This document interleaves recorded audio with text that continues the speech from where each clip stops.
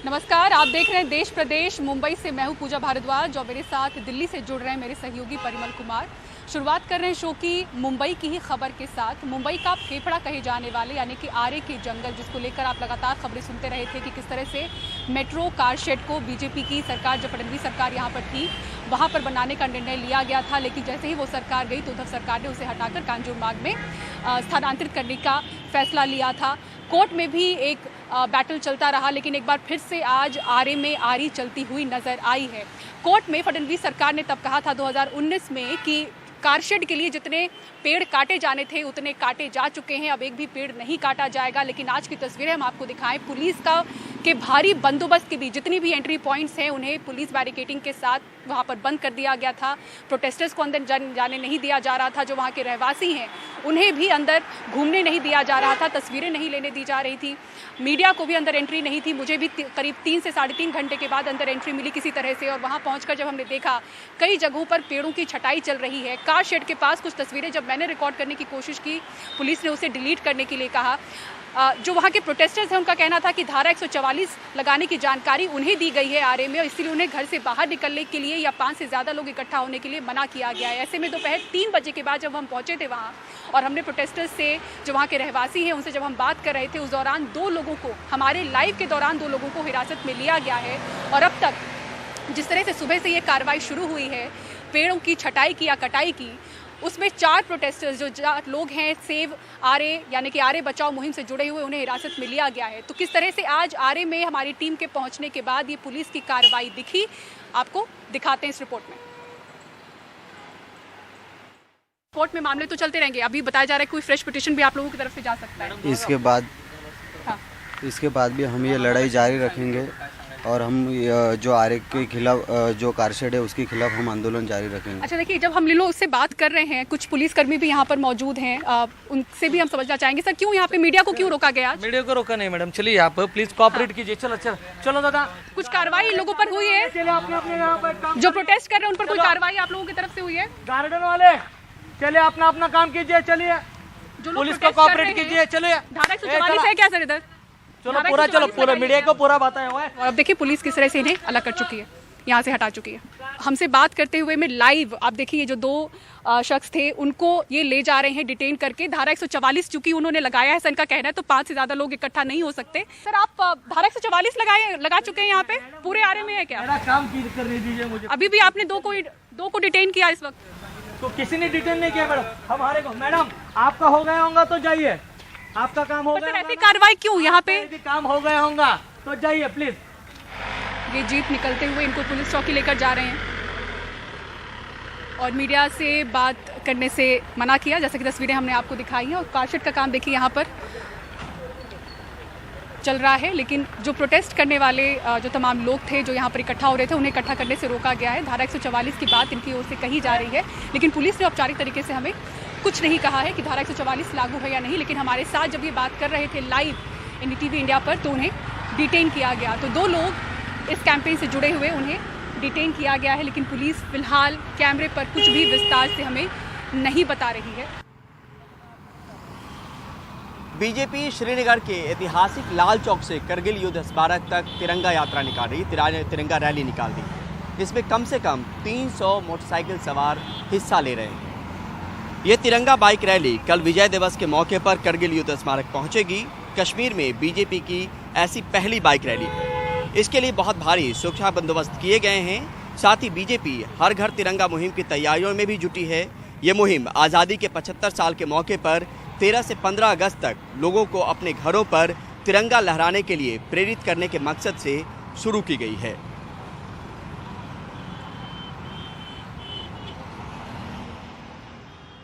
मैं मूलतः उत्तर प्रदेश का रहने वाला हूं और मैं राष्ट्रीय टीम में हूं, भारतीय जनता युवा मोर्चा के, और पश्चिम बंगाल का प्रभारी हूं।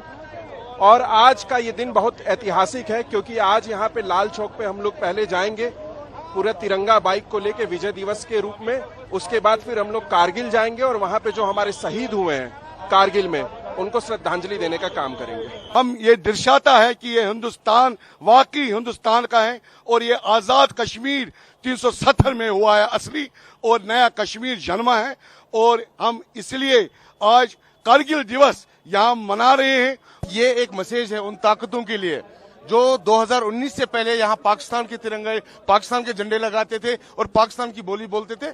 आज उनको ये बताना चाहते हैं कि माननीय नरेंद्र मोदी जी के नेतृत्व में 2019 के बाद यहाँ परिवर्तन हुआ है और उस परिवर्तन का इतिहास गवाह है और आज ये सभा गवाह है कि आज जहाँ पे आतंकवाद और अलगाववाद की बातें करते थे, आज यहाँ राष्ट्रवाद और राष्ट्रहित में बातें होती है।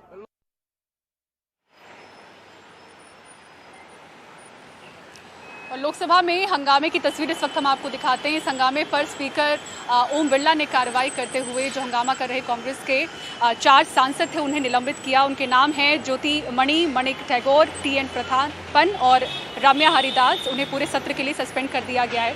स्पीकर ने दोपहर 2:30 बजे कार्यवाही स्थगित करते हुए चेतावनी दी थी कि वो 3 बजे चर्चा के लिए तैयार हैं, लेकिन उस समय अगर हंगामा फिर से हुआ तो कार्रवाई करेंगे।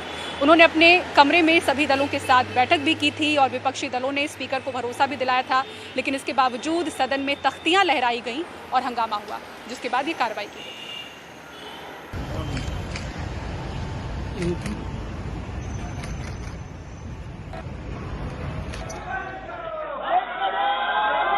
माननीय सदस्य, मैं आपको फिर आग्रह कर रहा हूं कि सदन की मर्यादा रखनी आपकी जिम्मेदारी है।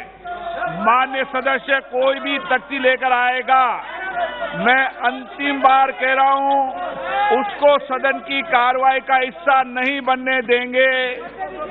आप सहृदयता मत समझिए, ये देश का लोकतंत्र का मंदिर है, यहाँ की मर्यादा रखना आप सबकी जिम्मेदारी है। लोकतंत्र के अंदर जितनी सदन की मर्यादा रखेंगे उतना ही सदन के प्रति और आपके प्रति लोगों का विश्वास बढ़ेगा, लेकिन आपका तौर तरीका ठीक नहीं है। नो मार्क, नो गलत तरीका ठीक। चलिए करिए आप, चलिए। आप अगर चर्चा करना चाहते हैं तो 3 बजे मैं चर्चा शुरू करने को तैयार हूं, और अगर आप तख्तियां और नारेबाजी करना चाहते हैं तो 3 बजे बाद आप तख्तियां नाराबाजी करने का आपको अधिकार इस सदन से बाहर होगा। भर्ती घोटाले के आरोपी पश्चिम बंगाल के मंत्री पार्थ चटर्जी को एम्स भुवनेश्वर शिफ्ट कर दिया गया है। ये दरअसल हाईकोर्ट के आदेश के बाद उन्हें कोलकाता के एक अस्पताल से एम्स भुवनेश्वर शिफ्ट किया गया है। हाईकोर्ट ने उन्हें एम्बुलेंस के जरिए भुवनेश्वर एम्स शिफ्ट करने का आदेश दिया था। एम्स के डायरेक्टर का कहना है कि पार्थ चटर्जी की हालत गंभीर नहीं बल्कि वो फिट हैं, जल्दी उन्हें डिस्चार्ज किया जाएगा। अर्पिता मुखर्जी के घर से 21 करोड़ रुपए कैश और कई दस्तावेज मिले थे। वहीं इस मामले के सामने आने के बाद लगातार बीजेपी बंगाल की सत्ताधारी पार्टी TMC पर हमलावर है। बीजेपी ने कहा कि ममता बनर्जी ने अपने मंत्रियों को भ्रष्टाचार की खुली छूट दे रखी है। वहीं ममता ने कहा कि वो भ्रष्टाचार का समर्थन नहीं करती।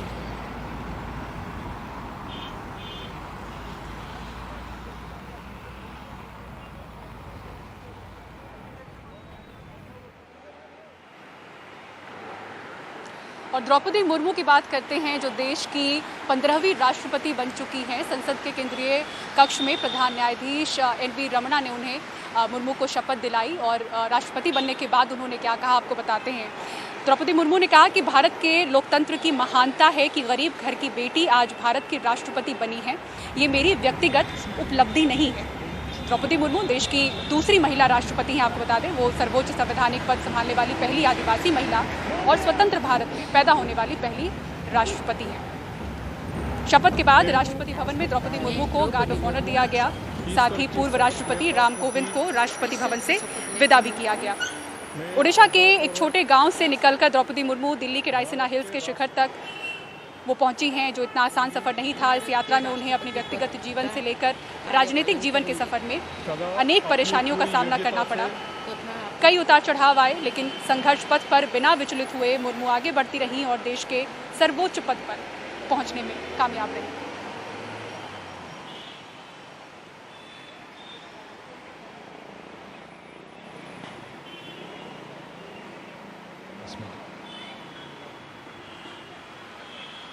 और अब खबर और तस्वीरें पुणे से आपको दिखाते हैं, जहां एक ट्रेनिंग विमान जो है वो हादसे का शिकार हुआ। ये तस्वीरें आप देखें, जहां बताया जा रहा है कि तकनीकी खराबी की वजह से यह हादसा हुआ है। इस प्लेन को अकेले एक महिला ट्रेनी पायलट उड़ा रही थी। इस हादसे में उनको मामूली चोटें आई हैं, ये गनीमत रही। उन्हें अस्पताल में भर्ती कराया गया है। ये हादसा आज सुबह करीब 11:30 बजे हुआ।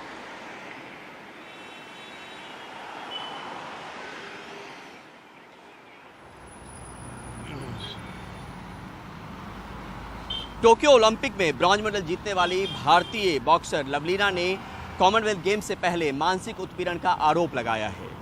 लवलीना ने ट्वीट करके लिखा कि आज मैं बड़े दुख के साथ कह रही हूं कि मेरे साथ बहुत हैरेसमेंट हो रहा है। जिस कोच ने मुझे ओलंपिक में मेडल जीतने में मदद की, उन्हें बार बार हटा दिया जा रहा है। इससे मेरे ट्रेनिंग प्रोसेस पर बुरा असर हुआ है। इंग्लैंड आने से पहले भी मुझे अपने कोच के साथ ट्रेनिंग में बहुत मुश्किल हुई। बार बार हाथ जोड़कर मिन्नत करने के बावजूद बहुत देर से उन्हें ज्वाइन कराया जाता है। मुझे ट्रेनिंग में बहुत परेशानी उठानी पड़ती है और मेंटल हैरेसमेंट तो होता ही है। अभी तक मेरी कोच संध्या को कॉमनवेल्थ गेम्स विलेज के बाहर रखा गया है। उन्हें एंट्री नहीं मिल रही। ऐसा तब हो रहा है जब कॉमनवेल्थ गेम्स में मेरे मुकाबले शुरू होने में 8 दिन ही बचे हैं। मेरे दूसरे कोच को भी वापस भारत भेज दिया गया है। मुझे समझ नहीं आ रहा कि मैं कैसे फोकस करूं। इसी के कारण पिछले वर्ल्ड चैंपियनशिप में भी मेरा परफॉर्मेंस खराब हुआ था। अब राजनीति के कारण मैं कॉमनवेल्थ भी खराब नहीं करना चाहती। आशा करती हूं कि मैं मेरे देश के लिए इस राजनीति को तोड़कर मेडल ला पाऊं। जय हिंद।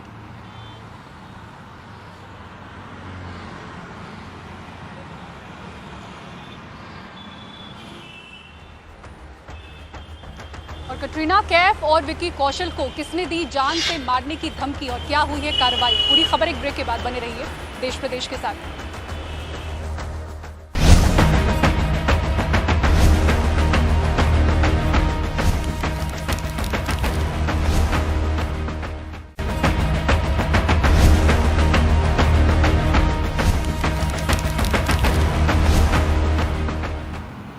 केरल में 3 मंकी पॉक्स के मामले आने के बाद अब राजधानी दिल्ली में भी मंकी पॉक्स का मामला रिपोर्ट हुआ है।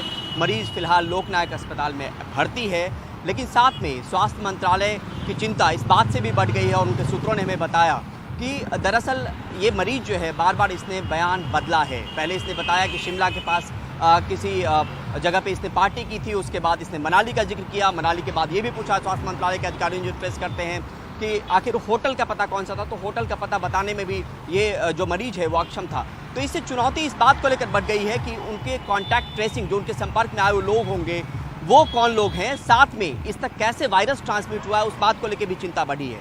DGHS ने एक उच्च स्तरीय बैठक भी की है और तमाम हिदायतें राज्य सरकारों को दी गई है। लेकिन लोकनायक अस्पताल में 6 बेड का एक dedicated isolation ward monkey pox के मरीजों को लेकर बनाया गया है, जिसको लेकर हमने बात की लोकनायक अस्पताल के medical director doctor Suresh Kumar से। सुनिए ये बातचीत।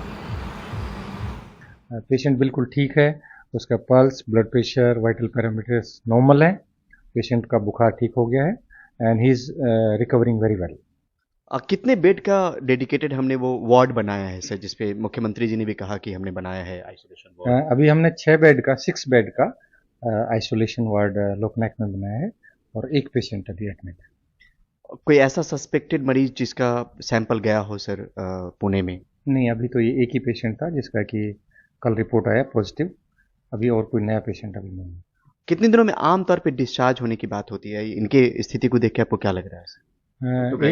It take 2 to 3 weeks, but it depends at which stage patient is admitted. किस अवस्था में पेशेंट भर्ती होता है, क्योंकि जो गाइडलाइंस हैं, जब स्किन के लीजन जो क्रस्ट है वो पील ऑफ होके जब वो गिर जाता है, स्किन का जो मंकी पॉक्स की वजह से जो स्किन में जो निशान होता है वो ठीक होके जब उसका क्रस्ट गिर जाता है, उसके 2 दिन बाद तक हमें रखना होता है। तो आमतौर पर 2 से 3 वीक लगते हैं रिकवरी में पेशेंट्स को। एक चीज़ और बार बार आ रही है मीडिया में कि फॉरेन ट्रैवल हिस्ट्री नहीं है, लेकिन किसी न किसी के कांटेक्ट में तो आए होंगे। उसको लेकर कुछ बताया है कि कहाँ गए थे या कोई पूछताछ हेल्थ मिनिस्ट्री की तरफ से, आप लोगों की तरफ से? वो जो हमारा सर्विलेंस टीम है, डिस्ट्रिक्ट अथॉरिटीज हैं, वो सब लोग काम कर रहे हैं। सर्विलेंस, कॉन्टैक्ट ट्रेसिंग, वो सारा काम अभी चल रहा है। ठीक है, यानी मरीज स्टेबल अभी मान? जी, बिल्कुल स्वस्थ है, स्टेबल है और रिकवर कर रहा है पेशेंट।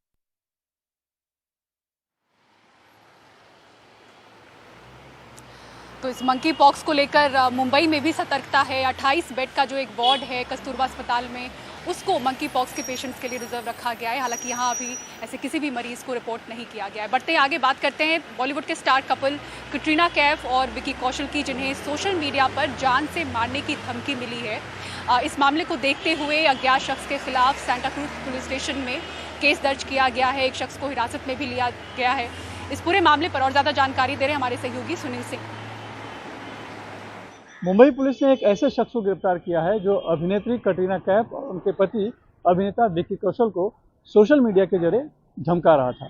दरअसल विकी कौशल ने मुंबई के सांता क्रूज पुलिस थाने में शिकायत की थी कि सोशल मीडिया पर कैटरीना कैफ को और उन्हें जान से मारने की धमकी मिल रही है। और इतना ही नहीं, तो जो व्यक्ति है वो सोशल मीडिया पर कैटरीना कैफ को स्टॉकिंग भी कर रहा है। उसी के तहत पुलिस ने 506 पार्ट 2 354 और साथ ही आईटी एक्ट के तहत मामला दर्ज करके उसकी तलाश शुरू की। उसके इंस्टाग्राम अकाउंट के जरिए पुलिस उस तक पहुंची और फिर उसे गिरफ्तार कर लिया है। पता चला है कि उस शख्स का नाम मनविंदर सिंह है, जो उत्तर प्रदेश के लखनऊ का रहने वाला है, लेकिन यहाँ बॉलीवुड में अपनी तकदीर आजमाने के लिए आया था और वो यहाँ पर फिल्मों में और सीरियल में काम करने के लिए स्ट्रगल कर रहा है। लेकिन वो सोशल मीडिया के जरिए कहीं ना कहीं इंस्टाग्राम के जरिए वो कैटरीना कैफ को फॉलो कर रहा था और साथ में उन्हें स्टॉकिंग भी कर रहा था और धमका भी रहा था। तो इसी संदर्भ में पुलिस ने उसकी पहचान करके उसे अब गिरफ्तार कर लिया है। उसने इसके लिए 2 अकाउंट भी बना रखे थे, उन अकाउंट की भी जांच की जा रही है और उसमें पता चला है कि कई उसने मॉर्फ करके फोटो भी लगाई थी कैटरीना कैफ के साथ, अपनी फोटो उसने लगा रखी थी। अब पुलिस उसे गिरफ्तार करके पूछताछ कर रही है और ये जानना चाह रही है कि आखिर उसने क्यों दोनों को जान से मारने की धमकी दी और वो क्यों उनके पीछे पड़ा हुआ था, क्या वजह क्या थी उसकी। मुंबई से कैमरामैन राजन दयाल के साथ सुनील सिंह, एनडीटीवी इंडिया के लिए। गुजरात के वडोदरा के एक शिक्षक ने रक्षाबंधन के मौके को लेकर एक अनोखी पहल की शुरुआत की। इस पहल के तहत देश और दुनिया भर से करीब 50,000 राखियां इकट्ठा की गई। ये सरहद पर जवान तैनातों को ये राखियां भेजी जाएंगी और इसमें मदद जो ली गई वो छात्र छात्राओं से मदद ली गई है। और अब कोशिश है कि सरहदों पर जो जवान तैनात हैं उनको रक्षाबंधन के मौके पर ये राखियां उनके कलाई तक पहुँचे।